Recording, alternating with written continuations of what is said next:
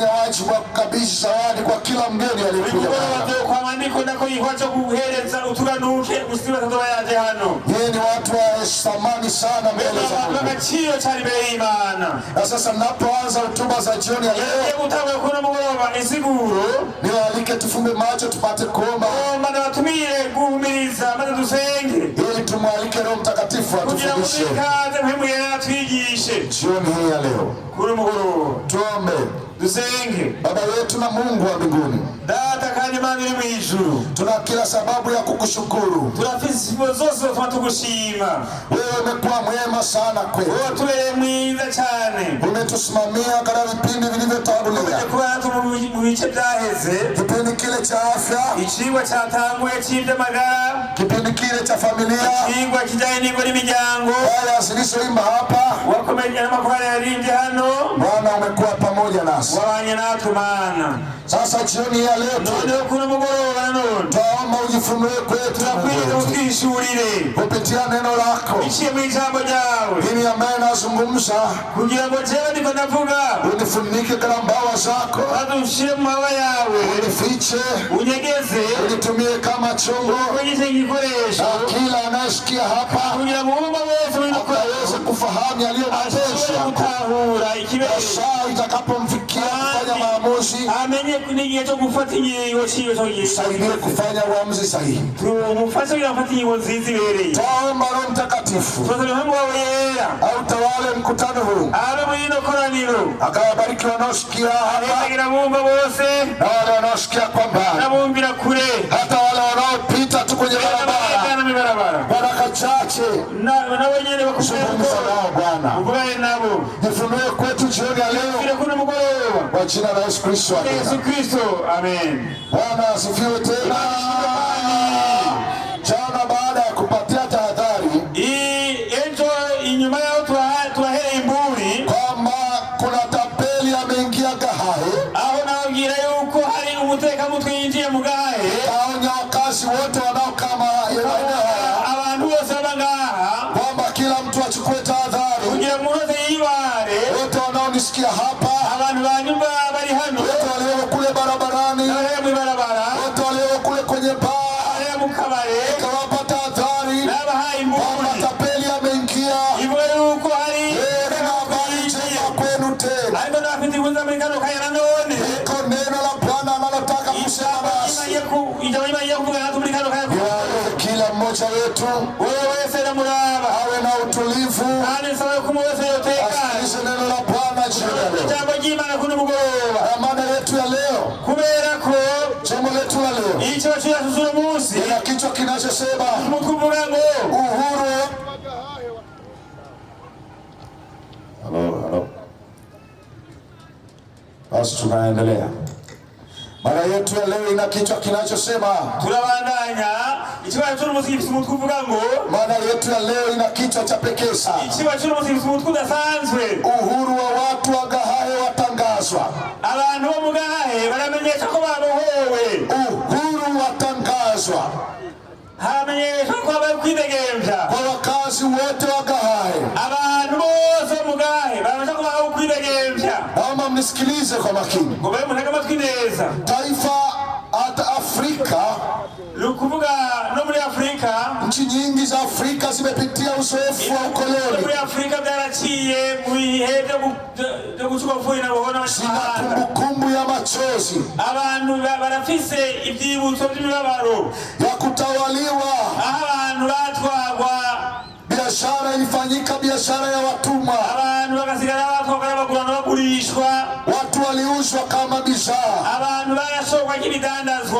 Kule katika nchi ya Tanzania, kuna eneo linaloitwa Zanzibar. Kuna maeneo yanaitwa ya makumbusho, ambao ukifika unakuta alama na nyayo za watu waliokuwa wakiuzwa. Biashara za kuuza wanadamu, biashara ya watumwa. Afrika ina historia ya watu waliouzwa. watumwazwa. Afrika ina historia ya watumwa. Afrika inafisi inkuru z'abantu b'abagurano. Tunamshukuru Mungu sana. Turashimira Imana noneho kwa sababu kulitokea watu mashujaa, abantu b'intwari, watu majasiri, abantu badatinya, watu waliojitoa mhanga, abantu bitanze, wakasema hata kama ni kufa tutakufa,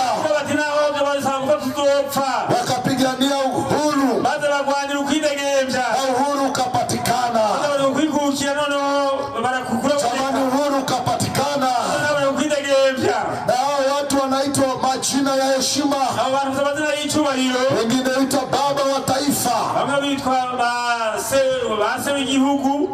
wekwa kumbukumbu zao. Hata hapa katika nchi yenu nimeona picha za watu maarufu zimewekwa. Hata katika nchi yangu ya Tanzania nimeona kuna viwanja vya taifa, viwanja vya mpira vinaitwa kwa jina la Julius Kambarage Nyerere, rais aliyepigania uhuru wa nchi yangu. Watu walijitoa muhanga, uhuru ukapatikana. Lakini leo nina habari njema kwa wakazi wote wa Gahahe, kwamba ni kweli shetani ameingia akaleta dhambi duniani, lakini Bwana hakutuacha hivyo. Akaandaa mpango wa kumwokoa mwanadamu. Jamani, haleluya! Akaandaa mpango wa kumwokoa mwanadamu. Nawe nikuonyeshe kwanza kwamba baada ya dhambi karibu Bustani ya Edeni, nini kilitokea? Adamu alifanya nini? Hawa alifanya jambo gani? Dhambi ilileta matokeo gani? Katika Bustani ya Edeni, na Mungu alifanya jambo gani? Nini ambacho kilitokea katika Bustani ya Edeni? Fungua kitabu kile cha Mwanzo. Kitabu kile cha Mwanzo. Kitabu kile cha Mwanzo. Sura ile ya 3. Kitabu cha Mwanzo sura ya 3. Mstari ule wa 8. Wale wanaoandika kitabu cha Mwanzo sura ya 3. Mstari wa 8. Uone matokeo ya dhambi baada ya shetani kuwadanganya wazazi wetu na Biblia inasema hivi: kisha wakasikia sauti ya Bwana, bumva ijwi ry'Uhoraho. Adamu na Hawa wakasikia sauti ya Bwana Mungu, Adamu na Eva bumvise ijwi ry'Imana akitembea katikati ya bustani igendagenda wakati wa jua kupunga, kumugihe cy'umugoroba. Adamu na mkewe, Adamu n'umugore wiwe wakajificha baca barinyegeza kati ya miti ya bustani, baca mu itongo, Bwana Mungu asiwaone, kugira ngo Imana ntibabone. Eti Adamu anajificha, Adamu yenyegeye, eti anadhani Mungu amuoni, akibaza ko Imana itamubona. Ndivyo ilivyo leo.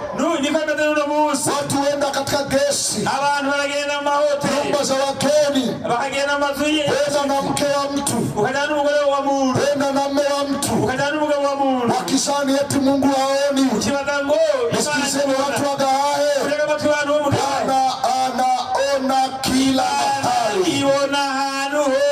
Ukiwa katika dhambi, Bwana anaona. Na usisani ni mjanja, ukisalimika Bwana anakulinda, anataka utubu. Haleluya! Ndio maana unakuwa hai. Nicho gituma ukiri muzima. Huwezi kujificha mbele za Bwana. Biblia inasema Adamu na Hawa wakajificha mbele za Bwana ili Bwana asiwaone. Niwaulize tena swali. Wangapi wenye watoto wadogo hapa kabisa? Wangapi wenye watoto wadogo kabisa ambao unamuogesha?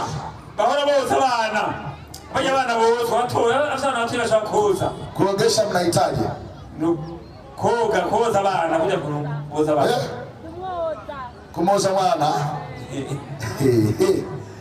Sasa wewe unaogesha mtoto, wewe leo woza umwana, afu anakuja mgeni, hama akaza umushitsi, unaenda kumpokea mgeni, ukaenda kwakira umushitsi, afu unarudi ndani, wasubira mu nzu, mtoto anasema amejificha. umwana kwazaka bwango yinyegeje, unamuuliza kwa nini umejificha? ukabaza tukweke yinyegeje, sasa kwa sababu unaniogesha.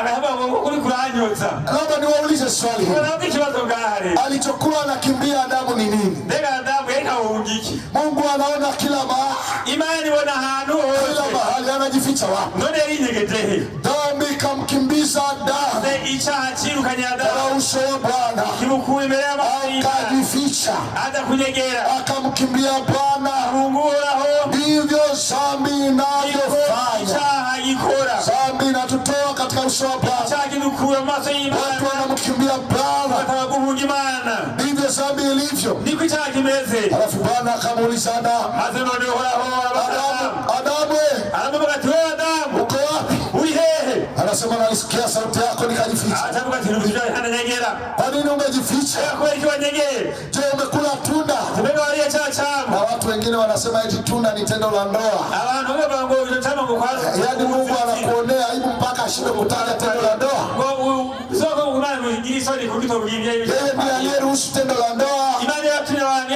Kwa hiyo Adamu alichofanya, icyo Adamu yakoze rero, aliasi maagizo ya Mungu, yararije amategeko y'Imana, alikula tunda kweli kweli, icama koko, wala sio tendo la ndoa. kandi sukwarirana. Maana hata hivyo alishawaambia zaeni mkaijaze nchi, kubera ko batavuga ati mubyare muzuri, na wangezaa kwa tendo la ndoa. kandi batakubyara uko babiranye, Na tendo la ndoa sio dhambi, kandi kwabirana si icyaha. labda likifanyika kwa wazinzi kiretse gusa yikozwe n'abasambanyi ndiyo dhambi, niho kiba icyaha, lakini kwa walioko kwenye ndoa ariko abantu bubakanye ni jambo jema cyiza linalompendeza cyane Bwana. kandi ihimbara Imana.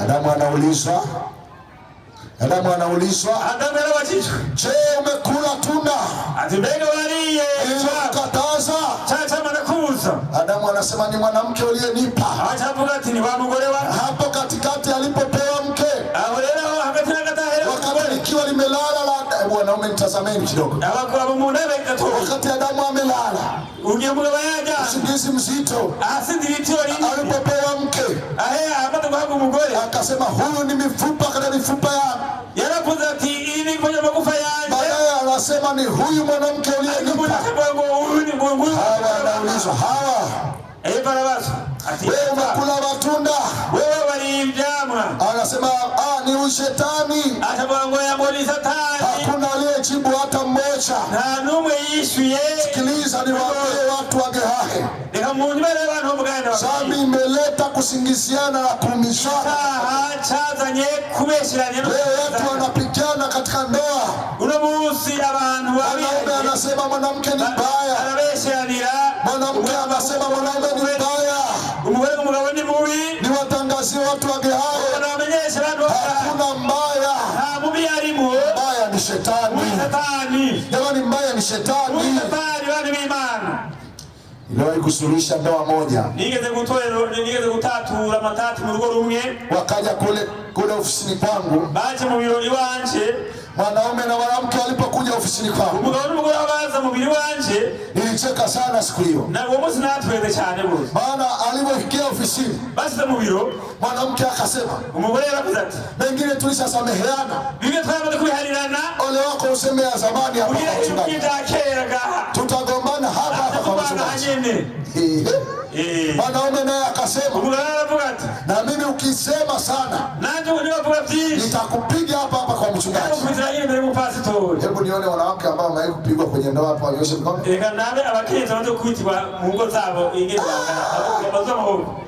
Yeye watu wa Burundi kumbe hamupigani kwenye ndoa Basi bwana, kama umepigwa fanya hivi, nitakuona kwa mbali. Fanya hivi. Fanya tu hivi, nitakuelewa. Mwanaume akasema nitakupiga mbele ya mchungaji. Mwanamke naye akasema huwezi kunipiga mbele ya mchungaji. Mwanamke akaanza kujieleza. Akajieleza mwanaume naye akajieleza. Mwanaume akasema umezidisha. Akasimama na mimi nikaa natazama. Aliposimama mwanamke naye akasimama. Mwanaume akasema nitakupiga mbele ya mchungaji. mchungaji. Mwanamke akasema huwezi kunipiga mbele ya mchungaji.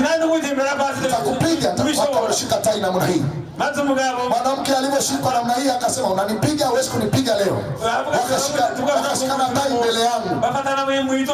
Walishikana, mimi nikawatazama. Sipendi ugomvi. Nikachukua kiti nikatoka nje. Nikawaambia mkimaliza kupigana mtaniambia. Ndipo nitaendelea na mazungumzo. Wakapigana hapo, wakapigana. Sasa mwanaume ni mwanaume tu. Akamkata mtama mwanamke. Alimkata akamkanyaga tumbo hapa. Alimkanyaga akalisugua namna hii. Alafu mwanamke akapiga rwasa, mchungaji unaangalia na uwao unaangalia hapa hapa. Sema kama mnapigana. Nisikilizeni vizuri. Dhambi imeharibu mahusiano. Mahusiano na Mungu. Mahusiano na mwanadamu. Leo watu wanagombana kwa sababu ya dhambi. Kilichotokea ni nini? Kwa sababu wale Adamu na Hawa, baada ya dhambi utukufu wa Mungu uliondoka. Wao wakajihisi wako uchi. Kwa sababu walifunikwa na utukufu wa Baba. Wakajishonea majani. Wakatengeneza mavazi yao wenyewe. Bwana akasema hapana. Nashughulikia tatizo la uchi wenu. Tatizo la dhambi nalishughulikia. Bwana akachinja mnyama. Bwana akachinja mnyama. Baada ya kuchinja mnyama akamfanyia Adamu nguo. Akamvika Adamu nguo. Ninampenda Mungu sana, maana haniachi na tatizo lake. Hata kama nina tatizo alishughulikia. Jamani, haleluya. Akashughulikia tatizo la Adamu.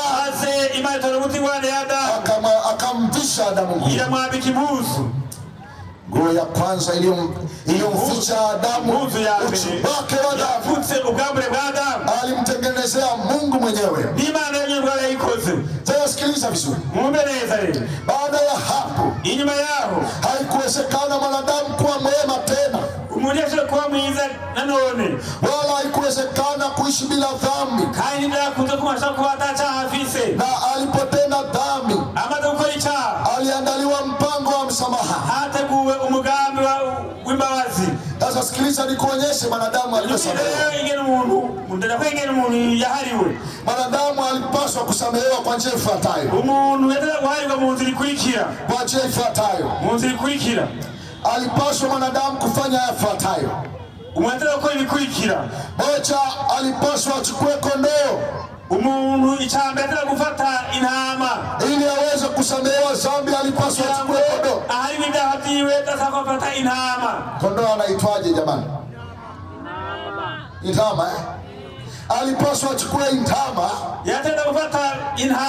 Asiye na hila. Asiye na ulemavu. Alafu akimchukua yule kondoo, alimchukua akiwa amemshika namna hii na kamba yake, akienda kwa Haruni, kwa kuhani anaitwa Haruni. Alipofika kwa Haruni, hebu mnitazame kidogo. Hebu watu wawili waje hapa. Watu wawili waje hapa. Haya, waje hapa. Asante sana. Sasa uchague wewe, unakuwa Haruni au unakuwa kondoo? Wewe uitamo kimwe. Uyaroni sana intama. Uitamo kwa Haruni. Sasa bado mtu watatu hajatosha hapa. Tunakarudi mtu wa gatatu. Kama mtu watatu. Tunakarudi mtu wa gatatu. Aha, asante sana Mabaru. Unakoze cyane mutama. Sasa wewe ndio nimekuchagua utakuwa kondoo. Na usinipangie mimi mchungaji. Nakuisemo ni witama. Huyu bwana bwana ametenda dhambi, unawe yakoze icyaha, na kwa sababu ametenda dhambi, kubera ko yakoze icyaha, anakuja na kondoo. Sasa shika kondoo wako bwana, anaenda naye kwa Haruni, aijanye kwa Haruni, kwa sababu ametenda dhambi. kubera ko yakoze icyaha, anaposogea kwa Haruni, uko yegera rero amakosa kwa Haruni, anamwambia Haruni, nimetenda dhambi, atabwira ati nakoze icyaha, napaswa nife mimi, kandi rero ategeza gupfa, lakini nimeleta kondoo intama afe badala yangu, kugira ngo ipfe mu kibanza cyanjye. Huyu kondoo atabeba dhambi zangu, iyi ntama izakutwa idafite, atachinjwa badala yangu, kandi ikarewe ku bwanjye, atakufa badala yangu, kandi ipfe mu kibanza cyanjye, ili mimi niwe hai. kugira ngo jewe nshobore kuba. Huo ndio ulikuwa mpango wa kusamehewa dhambi. Ariko rero umugambi wo guharirwa ibyaha wari umeze. Mbona uonyeshe sikitiko la dhambi yangu? Kureka ko watu ni icyaha kugira mwenyewe kwa kunisaidia hiyo kondoo. Kwa hiyo alipaswa huyu bwana aliyetenda dhambi umuntu yacumuye aweke mikono juu ya kondoo. Tena kushira ikiganza Kondoo inama basi. Mbona unakuwa mjeuri kondoo? Aliweka mikono yake juu ya kondoo, yashira ikiganza cyiwe ku ntama, akimaanisha anahamisha dhambi zake, makosa yake yote, kwamba ahamishe dhambi kwa kondoo, kondoo afe badala ya na baada ya kuhamisha dhambi zake hapa, kuhani anafika kwa kondoo, kusa kondoo sasa. Kuhani huyu Haruni, uwo muherezi Aroni, kondoo nani kakwambia unyanyuke? Huyu kondoo mjeuri huyu asingefaa kwa kafara huyu. Inama leo ifite amanyama ni igiye kubikimazi. Alafu kuhani angemchinja huyu kondoo. Umuherezi baada ya kumchinja huyu kondoo, kuhani anachukua damu, umuherezi hata amaraso anaenda kuimwaga madhabahuni pale hekaluni pale. Alafu ndipo huyu mwana anaondoka akiwa amesamehewa dhambi.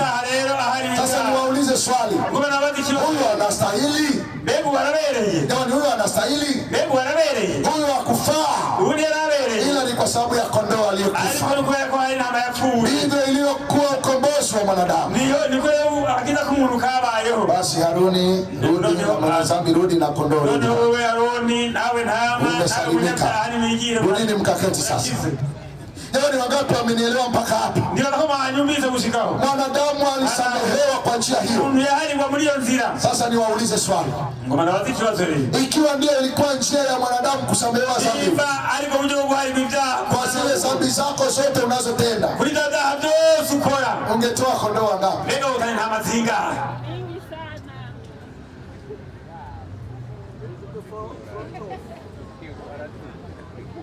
Ungetoa kondoo wangapi? Sasa nisikilizeni vizuri. Huyo kondoo alikuwa ni mfano tu. Huyo alikuwa ni mfano tu. Kondoo alimwakilisha Yesu. Yohana 1:29 anasema. Sikiliza Yohana anavyomtambulisha Yesu. Yohana akiwa anahubiri, nabii wa jangwani, Yohana Mbatizaji, anamtambulishaje Yesu? Kitabu cha Yohana 1:29. Yohana 1:29.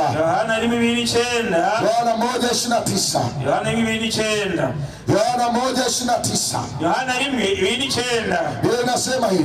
Biblia iravuga iti, Yohana 1:29 anasema, siku ya pili yake amwona Yesu, umunsi ugira kabiri anakuja kwake, aza kuriwe, akasema, aravuga, tazama mwana kondoo wa Mungu, ati nguyu mwagazi w'intama w'Imana, tazama mwana kondoo wa Mungu, mwagazi w'intama w'Imana, aichukua dhambi ya ulimwengu. Haleluya! Mwana kondoo wa Mungu ni Yesu Kristo, aichukua dhambi ya ulimwengu. Watu wa Gerani, sikilizeni, uwe unasali, uwe usali, uwe Muislamu, uwe Mkristo, uwe dini yoyote, wanadamu atasamehewa dhambi. damu ya Kristo iliyomwagika msalabani. Hiyo ndiyo dawa ya dhambi ya maisha ya mwanadamu. Na Isaya nawe yeye alimtaja Yesu zamani sana, akiwa anamtambulisha hivi. Kitabu cha Isaya 9 mstari wa 6. Isaya 9 mstari wa 6. Naomba ufungue Biblia yako hapo. Kitabu cha Isaya sura ya 9 mstari wa 6. Biblia inasema hivi. Inasema hivi. Maana kwa ajili yetu mtoto amezaliwa, tumepewa mtoto mwanamume, na uwezo wa kifalme utakuwa begani mwake, naye ataitwa jina lake Mshauri wa Ajabu, Mshauri wa Ajabu, Mungu mwenye nguvu, Baba wa milele, Mfalme wa amani. Isaya anasema tumepewa mtoto mwanamume, na uwezo wa kifalme utakuwa begani mwake, naye ataitwa Mshauri wa Ajabu. Wako wasichana leo wanaouliza mchungaji, nitajuaje mchumba aliye sahihi? Utajuaje kijana aliye sahihi? Nisikilizeni vijana, niwaambie, Yesu ni mshauri wa ajabu. Shikamana naye atakushauri vyema. Wanaotafuta ushauri kwenye ndoa, wamuulize Yesu ni mshauri wa ajabu. Wewe ni mfalme wa amani, na mtangaza Yesu jioni ya leo hapa Gehahe, kabla mikutano haijafungwa, kwamba Yesu ni mfalme wa amani, kwamba Yesu ni mfalme wa amani. Hivi mbona mmepotea? Yesu ni mfalme wa amani. Biblia inasema yeye ataitwa Mungu mwenye nguvu. Wapo wanaomsawazisha Yesu na manabii wengine, wakasema yeye ni sawa na nabii tu. Hapana, Biblia inasema yeye ni Mungu mwenye nguvu, na mtambulisha Yesu kama Mungu mwenye nguvu. Bwana asifiwe. Sikiliza vizuri. Yesu, jina Yesu ni jina la Kiebrania, anaitwa Yehoshua. Yehoshua maana yake ni mtu atakayeokoa watu na dhambi, atakayeokoa watu na dhambi zao. Yeye maana yake ni Mwokozi. Hakuna mwanadamu mwenye uwezo wa kusamehe dhambi isipokuwa Mungu peke yake. Mathayo 1:23. Mathayo anamtambulishaje Yesu? Naomba nikusomee hapo. Kitabu cha Mathayo 1:23. Jinsi ambavyo Yesu anatambulisha. Mathayo 1:23. Mathayo 1:23. Biblia inasema hivi. Biblia inasema hivi. Tazama, bikira atachukua mimba, na atazaa mwana, nao watamuita jina lake Emanueli, yani Mungu pamoja nasi. Haleluya. Yesu anaitwa Emanueli, yani Mungu pamoja nasi. Maana yake ni nini? Baada ya dhambi, hebu nitazameni jioni ya leo tena. Baada ya dhambi, Adamu amemkimbia Mungu. Sasa utafanyaje ikiwa mwanadamu anamkimbia Mungu? Ni lazima ifanyike namna. Nani alishawahi kumkimbiza mtu hapa? Nani ashawahi kukimbiza kuku hapa? Jamani, huku kwenu hamna kuku? Ile kuzima inkoko cyangwa yirukana umuntu. Ukikimbiza kuku akikuzidi spidi unafanyaje? Uzima inkoko yakuzina kwiruka iki? Uyirutse ko yakuzina kwiruka. Au mtu unamkimbiza anakuzidi spidi unafanyaje? Wewe umuntu ahamukabona gusize ukora iki? Si unakata mtama? Rushigirege. Ili spidi ipungue. Sasa sikiliza. Umbiliza. Wanadamu anamkimbia Mungu. Umuntu yahunze Imana. Nikana kwamba kila Mungu akisogea anakimbia. Ni ngao uko Imana yegera umuntu. Nini kifanyike? None atabiki. Mungu afanyeje? None Imana sikora iki? Na wala weste na kwa naye karibu. Kandi nibikunda ko bashaka kwegerana. Maana mwanadamu ametenda dhambi. Kumuntu yamaze gucumura. Anamkimbia Mungu. Ahunga Imana. Kinachotakiwa kifanyike ni hiki. Ikine ko bare ni iki? Mungu anafanyika mwanadamu. Imana itayigira umuntu. Anafanyika mwanadamu. Imana itayigira umuntu. Ili akae na mwanadamu. Jamani, haleluya. Imana ishimwe, haleluya. Sio kwamba sio Mungu. Subo si Imana. Anajifanya mwanadamu. Imana yigize umuntu. Ili afanane na mwanadamu. Ngo ise n'umuntu. Ili ampate mwanadamu. Kugira ngo ishobore gushigira umuntu. Nisikilizeni watu wa Geale leo. Kama utapotea niwazimira ni uchaguzi wako. Ndamo jawe. Lakini Mungu amefanyika kila liwezekanalo. Imana yakudigisha mimi niliyemsafi. Amefanyika mwanadamu ili aniokoe mimi. Akajifanya ana utukufu. Akatembea kama mwanadamu. Akavaa kama mwanadamu ili ampate mwanadamu. Akazaliwa kama mwanadamu. Tena katika hori ya kulazia ng'ombe. Eti Biblia inasema hivi. Hapo Yerusalemu. Kijiji cha Nazareti. Mama akiwa ni mjamzito. Mama akiwa ni mjamzito. Amekaribia kujifungua. Amebebana na mume wake. Anatafuta pa kulaza mtoto.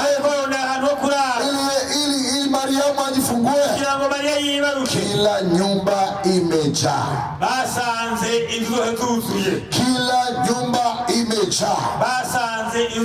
Mama ana uchungu. Basi kalazimu ajifungulie kwenye hori la ng'ombe. Kwa sababu hakuna nafasi ya kulasia wageni. Sikilizeni watu wa Gehazi jioni ya leo.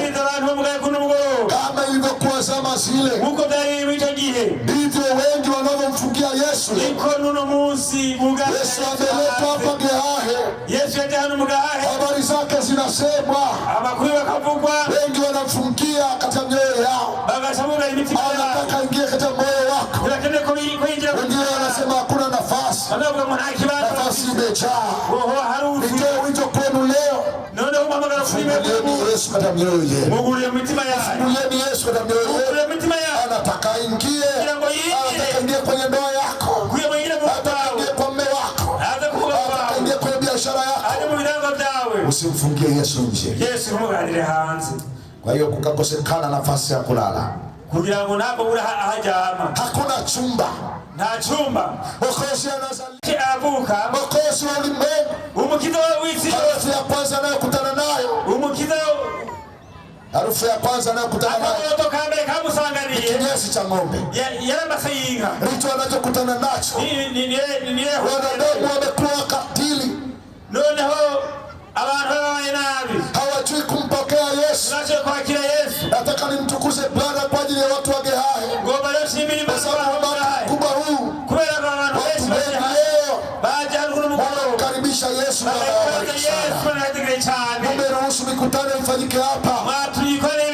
Bwana awabariki. Wale mnaonisikiliza kwa mbali, Bwana awabariki. Wale kule kwenye baa, Bwana awabariki. Mmekaribisha Yesu. Naomba azaliwe kwenu leo. Sikiliza kilichotokea tena. Wakati wa kumkomboa mwanadamu ukafika. Saa ikafika kumkomboa mwanadamu. Ilikuwa ni sharti lazima damu imwagike. Na Waebrania 9 mstari wa 11. Biblia inasema hivi. Kitabu cha Waebrania 9 mstari wa 11. Waebrania 9 mstari wa 11. Waebrania 9:11. Biblia inasema hivi. Biblia iti. Kitabu cha Waebrania 9:11. Waebrania 9:11. Anasema lakini Kristo akisha kuja. Aravuga ati ariho Kristo amaze kuza. Aliye kuhani mkuu. Umuherezi mukuru wa mambo mema. Ibyiza yatakayokuwapo. Bizoza. Wema iliyokuwa kamilifu. Acha mwihema zirusha shari yefanyika kwa mikono ya maana yake. Yaindi kubagiza ilihambaye isiyo ya ulimwengu. Kandi litunganye ntabwo n'amaboko y'abantu. Wala si kwa damu ya mbuzi. Kandi ntizaciye ku maraso y'impene na ndama. Kandi sina maraso y'ishuri. Bali kwa damu yake mwenyewe. Ariko biciye maraso y'ubwiwe. Aliingia mara moja tu. Maze yinjira rimwe gusa. Wala patakatifu. Yinjira rimwe gusa hera. Apate kuleta ukombozi wa milele. Ashore kuduhagakisha. Nisikilizeni watu wa Gehaya usiku wa leo. Abantu mgaye munera matukuru mukuru. Naongea hapa. Niko mvuga hano. Nimekombolewa na damu ya Yesu. Nakijana maraso ya Yesu. Jamani nimekombolewa na damu ya Yesu. Nakijana maraso ya Yesu. Kama nawe umekombolewa na damu ya Yesu usiseme amina kubwa. Umekombolewa kwa damu ya Yesu. Watu wana maraso ya Yesu. Na wala sio ya mbuzi tena. Aliko saa impena no. Wala sio ya kondoo tena. Sina inhama. Bali damu ya Yesu. Aliko na maraso ya Yesu. Bwana wa Mungu aliye hai. Mwana wa imani. Ili mlazimu atoe damu yake. Yajao mbaka ili okolewe. Kugira ngo mwanadamu leo ana uchaguzi gani? Umuntu nafise ili yahitamo. Atapotea kwa hiari yake. Azozimira kwa yajitiyemo. Lakini damu imetolewa kwa ajili ya wewe. Aliko amaraso yatavuze kugaho. Biblia inasema hivi. Biblia iti. Nanyi mfahamu ya kuwa. Nanyi mfahamu ya kuwa. Nanyi mtambue kwamba. Ngo namwe mutenda kumenya yuko mumekombolewa. Mwachunguwe. Si kwa vitu viharibikavyo. Atari Biblia chema bintu byononekara. Sio kwa fedha. Biblia chema mahera. Wala sio kwa dhahabu. Atari dhahabu. Bali kwa damu ya mwana wa Mungu aliye hai. Mu maraso y'umwagazi w'intama y'Imana nzima. Nisikilizeni watu wa Gehaya. Munega masikiliza watu mugaya. Thamani yenu ni kubwa sana. Agaciro kanyu karahambaye cyane. Thamani yenu ni kubwa sana. Agaciro kanyu karahambaye cyane. Ili mlazimu Yesu afe. Damu yako Yesu apfa. Ili amuokoe mwanadamu. Kugira ngo akize umuntu. Ili amtoe kwenye dhambi. Kugira ngo amukure mu byaha. Wako watu wanaojisarau. Hari abantu bakeye. Wanaojiona hawafai. Bakisuzugura. Wanaojiona ni wabaya. Wanaojiona ni wazambi. Nisikilizeni niwaambie ukweli leo. Umekombolewa kwa damu ya Yesu. Jamani umekombolewa kwa damu ya Yesu. Jamani umekombolewa kwa damu ya Yesu. Hivi leo mbona mmekuwa sana? Jamani umekombolewa kwa damu ya Yesu. Umekombolewa kwa damu ya Yesu. Si kwa vitu viharibikavyo. Nabari ku bintu byononekara. Wako watu wasiojikubali leo. Nega ni bari hebatiye. Wanaojisarau. Abantu bisu. Wameenda mbali zaidi. Bagiye kure cyane. Wanachoma sindano. Bagategwa inshinge. Nikisema mtansamee kidogo. Haya yanaitwa nini haya? Ibi mtitagute ibisusu. Inaitwaje hivi? Ibisusu. Isusu eh? Wanachoma sindano kwenye isusu. Bali ishige kubisusu. Eti isusu liwe kubwa. Ndio mzuri nini? Unataka ukalie viti vingapi wewe baba? Sababu ya kudetia kama ngoni. Nikasikia kwenye magazeti wakiripoti mwenye makuru kwamba mama mmoja alidunda isusu sindano. Umugore yitegeshije kubisusu. Alafu alidunda yote ila dawa ikakubali isusu moja. Yateye kubisusu bibiri none watafatwa kimwe kireme. Badala ya kukubali yote mawili kakubali moja. Hapo kenda bichanga sagenda. Moja likawa refu lingine likawa dogo. Ina hiyo yote kile kitoi. Akikaa kwenye kiti inabidi akae na bwana hii. Sasa niwaambie kitu. Wewe umeumbwa kwa sura ya Mungu. Umekombolewa kwa damu ya Yesu. Wewe ni wa thamani. Wewe nipeni amina kubwa. Wewe ni wa thamani. Wewe ni wa thamani. Watu wote wafahamu hivi. Abantu bose birakwiye kubimenya. Ya kwamba wamekombolewa. Yuko bachunguwe. Si kwa vitu viharibikavyo. Bali kwa damu ya thamani. Ya mwana wa Mungu aliye hai. Naomba unisikilize jioni ya leo.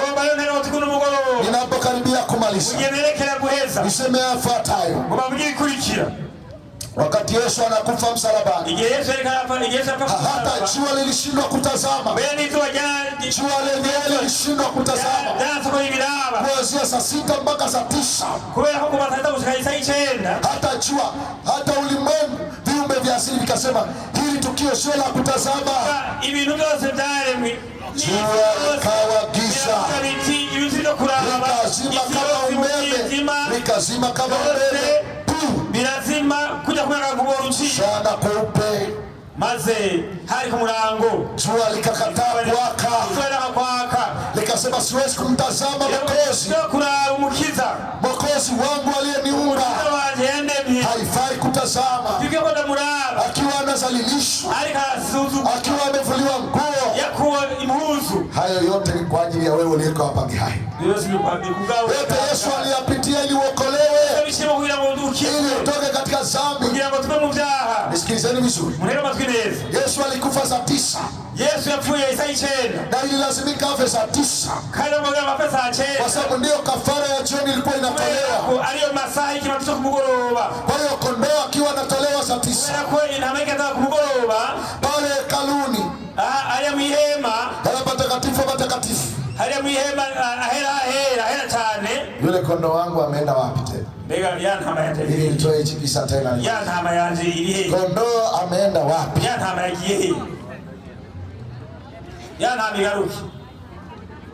Jamani, mpigeni makofi huyu bwana. Nitampa zawadi baadaye. Sasa saa 9 Yesu yuko msalabani. Jua likiwa limetiwa giza. Saa 9 kabla ya kukata roho, Yesu alisema maneno haya. Naomba niyaseme kwa lugha ya Kiyunani. Alisema neno tetelestai. Hebu semeni tetelestai. Mbona sijawasikia? Ukishasikia neno tetelestai, kwa Wayunani, ama Wagiriki, maana yake imekwisha. Maana yake ukombozi wa mwanadamu umekamilika. Kwa hiyo Myunani akisema tetelestai, maana yake imekwisha. Ukombozi umepatikana. Wasambi wameokolewa. Kwa hiyo sikiliza, wakati makuhani walikuwa ajabu sana. Saa 9 jioni wameshika kisu namna hii. Yesu yuko msalabani, wanachinja kondoo. Hebu mtazame kondoo. Kondoo akamtazama kuhani, akasema mmezoea kunichinja sana, lakini zamu hii hamunichinji. Maana mwana kondoo wa Mungu aliyechinjwa anachinjwa. Wakati kuhani ameshika kisu namna hii, mkono wa kuhani ukatikisika namna hii. Ulipotikisika mkono, kisu kikadondoka, pazia likapasuka. Kondoo akakimbia. Sasa urudi. Kondoo akakimbia. Maana mwana wa Mungu amechinjwa kwa msalaba. Ukawa mwisho wa kuchinja makondoo. Kristo akafa kwa ajili yako uokolewe. Ukipotea ni uchaguzi wako. Ukipotea ni uchaguzi wako. Ila ukombozi umehakikishwa. Hakuna mwanadamu leo atakayepotea kwa sababu ametenda dhambi. Wazambi wote wakitubu watasamehewa. Walevi wote wakitubu watasamehewa. Wazinzi wote wakitubu watasamehewa. Na mwisho ninapomalizia, ndipo likatolewa tangazo hili. Kwa maana jinsi hii, kwa maana jinsi hii Mungu aliupenda ulimwengu hata akamtoa mwanawe wa pekee, ili kila mwaminie asipotee bali awe na uzima wa milele. Kwa maana jinsi hii Mungu aliwapenda watu wake hai, hata akamtoa Kristo akafa kwa ajili yao, ili kila mwaminiye asipotee, bali awe na uzima wa milele. Na hii ndio hukumu, kwamba Kristo ametolewa, watu wakampenda shetani kuliko kumpenda Kristo. Nisikilizeni watu wa Gehaya leo, uchaguzi unafanya jioni ya leo. Je, unamchagua Yesu aliyekufa kwa ajili yako, au unamchagua shetani ili ukachomwe na yeye? Uchaguzi ni wako leo. Fanya uchaguzi sahihi. Nisikilizeni, nitoe kisa hiki ili tuombe jioni ya leo. Mchungaji mmoja ambaye sasa hivi ni marehemu, akiwa anahubiri kisa hiki cha ukombozi, aliposema kwa maana jinsi hii Mungu aliupenda ulimwengu hata akamtoa mwanawe wa pekee, ili kila mwaminiye asipotee, bali awe na uzima wa milele. Akatokea jambazi mmoja mkubwa sana, akaja kwenye mkutano kama hivi, akakaa kwenye mkutano hapa akiwa ameweka bastola, akawa anashangilia kwenye mkutano. Mchungaji akasema, yoyote yule aliyezama kwenye dhambi kiasi gani, akiamini kifo cha Yesu, akikubali damu ya Yesu, anaahidiwa uzima wa milele, anasamehewa dhambi. Aliposema hivyo, baada ya kuongea hivyo, baada ya kumaliza tu mahubiri, yule bwana jambazi akamfuata mchungaji akiwa amepaki gari kama hapo chini hapo barabarani. Akasema, mchungaji, twaweza kuongozana na wewe nyumbani kwako, nina maongezi na wewe mazito sana kuhusiana na huyu Yesu aliyekufa kwa ajili ya ulimwengu. Mchungaji wakapanda naye kwenye gari, wakaenda na yule jamaa. Wakati huo mchungaji ajui kwamba ni jambazi. Wakaendelea na safari,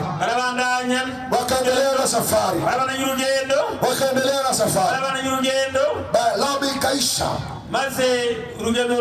wakaingia kwenye barabara ya vumbi, barabara nayo ikaisha, wakaingia porini, mchungaji anaanza kutetemeka. Hapa kuna kitu gani? Mchungaji anatetemeka. Walipofika porini ndani kabisa, wakaingia kwenye handaki, shimo refu. Yule bwana akamwambia mchungaji, mimi ni jambazi wa kutisha, nimekusikiliza kwa makini kwamba yuko mwana wa Mungu aliyetolewa msalabani, na kila mwaminiye atapata uzima wa milele. Sasa sikiliza mchungaji, simama juu. Mchungaji akasimama. Yule bwana akatoa bastola, akaielekeza kwenye paji la uso lake, akamwambia mchungaji, wewe Yesu uliyemsema, nakupa dakika 3 uthibitishe kwamba aweza kubadilisha maisha yangu, kwamba aweza kuniokoa kwenye ujambazi. Niko hapa nimejificha kwenye mashimo, kwa sababu natafutwa. Thibitisha la sivyo nakuwa hapa. Mchungaji akiwa ametokwa na jasho,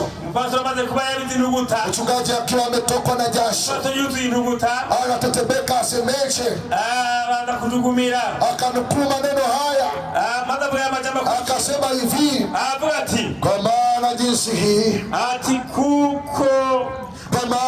hii Mungu aliupenda ulimwengu hata akamtoa mwanawe wa pekee, gushikana itamara wikine ili kila mwaminiye umwizera wese asipotee atopferumi bali awe na uzima milele.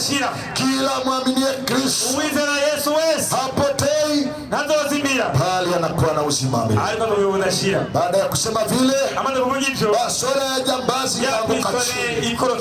Jamani, haleluya. Ikaanguka chini.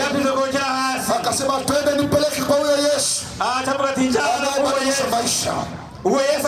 Akasalimisha silaha zote, akajitoa, akabatizwa, akamhubiri wa Injili. Huyu Yesu ninamleta kwenu, na naomba ibadilishe Gehazi kwa jina la Yesu. Aipindue chini juu kwa wetu watakaomkubali. Wangapi jioni ya leo wanasema Yesu alitolewa kwa ajili yangu, kumbe aliumia kwa ajili yangu. Leo ninampokea kwa moyo wangu, sitakumpoteza huyo. Maze sitakumutakasa, nataka anitangazie uhuru, nataka yuko ambira ko nitegeka amenyesha kwitegeka kwanje, nataka nisamehe dhambi kandi marija aliye mfalme wa amani, uwo mwami wa mahoro. Natamani aingie kwenye ndoa yangu, nakwenda mu rugo rwanje, natamani atengeneze biashara yangu, nakwenda mu ndandaza, atengeneze uchumi uliokwama. utunzi bworonekaye. Yesu anaweza yote, kandi Yesu arabishoboye. Kwa maana jinsi hii kubera ko Mungu alipenda ulimwengu hata akamtoa mwanawe wa pekee ili watu wage hai wapate uzima wa milele. Ukipotea leo ni uchaguzi wako, lakini mbingu zimemtoa mwanawe ili uweze kuokolewa. Wangapi wanamchagua Yesu? Tusimame tunapoomba. Umati huu utakuwa ni hasara kwako. Ukipotea ili wale Mwokozi alishatolewa. Wakati tunapoimba wimbo unahitaji uhuru kweli, mwamini Yesu, sogea mbele hapa. Umati wote njoni mbele, njoni mbele, njoni leo. Tusalimishe maisha yetu mikononi mwa Bwana. Sogea mbele sasa. Mwanadamu yoyote yule, hakuna kukataliwa, labda atakayemkataa Kristo, hata kama ameishi katika dhambi kiasi. Kila mtu atakayekuja kwa Yesu, Yesu atampokea. Jioni ya leo ni kwa ajili yako. Karibu mchungaji. Pastor Gwenu. Nikasaba bagize hadi mbere dufukamye dusenga bari mu bashimana muri dusenga. Ewe Mana yacu yirukira ubuzima muri byose n'ijuru, turagushimiye cyane kubona abanyina muri kino kibanza, ukagira neza umuge wacu atafasha bino jambo ryawe. Yewe gushimira icubahiro. Tugushimira ngo duhaye ijyanye n'agakiza kacu n'incungu. Data rero gushimira icubahiro. Iyo ryo jambo data umwese yumvise yuko umuhato wakizwa rukabyitiyemo kandi hitamo n'iryacu. Hano rero imbere hari abantu bahisemo kwiyegurira, kandi abantu biyemeza ko bazokurikira maze bakanabatizwa. Yirukira bagire neza rero. Inyigo bafashe nyingi idasanzwe, inyigo ihambaye cyane ku buzima bwabo. Ushobora kubateranya n'imiryango, ushobora kubateranya n'abagenzi, bigatuma tubabona neza. Bora wasangira icupa n'ibindi byaha bitandukanye, bashobora kubaraba ribi, kandi kwiza kubara byiza. Baha abagenzi b'inkora mutima, abagenzi beza, abagenzi b'akamaro, abagenzi b'ubwenge, uzokoze ibicubahiro. Ira neza buri wese mu bantu bafukamye hano, maze ubigikundiro imbere y'abantu bose bari kumwe. Abagira bijyanye n'akazi kabo, kubera ko kadashaka kubabera nabi, bakanantizigenda bakabera imbambagara. Natwe nakwinginze ngo nawe urazo kazi none ntibikanabe bahagararire maze ubwana n'abakoresha babo kugira ngo bahuze, kandi none kuko ubutumwa batogera akarori n'ikitegererezo aho bakora n'abakoresha uzobukoze bw'ubuzima. Natwe n'icubahiro tugire neza rero, ugiye kuva ngaho duhezagire, tujyana n'uburinzi bwawe. Mwese abatabonye ikirenge ayindwe nawe, utuyobo tugire n'aho tuganire, maze agakiza twaronse tugapfisha ubusa. Mbega bwirukiro hari aho ikekeranya hano cipira icyo bokora. Turakwinginze ngo iri joro nabo bakore n'imitima yabo bwirukiro maze noneho bahereko bakwiyegurire uzobukoze mana yacu ijoro rivugane na buri wese urote indoto nziza umuntu wese mu bantu bari hano bituma rota ibyawe n'ibibereye inzira yawe uzobukoze duhagaze kubana nawe gira neza abakuze n'abato gira neza bwirukiro ubuzima imisore n'inkumi gira neza abagabo n'abagore data bafite intambara mu ngo zabo ubabereye inyishu uzobukoze abafite ingorane z'amagara bwirukiro ubatunganiza amagara yabo ari igihambaye dore guhanga amaso no kwitegura ukuza kwawe kugira ngo nopfa umwanya wari wose kuko bapfa bapfira muri Yesu kuko batobora iyo udashira data dore kuba muri wowe yo no bapfira muri wowe uzobukoze ugaze kwa nawe tugiye neza amahoro yawe asanga imitima yacu ko usaba tubasukiswa n'umukiza wacu amen.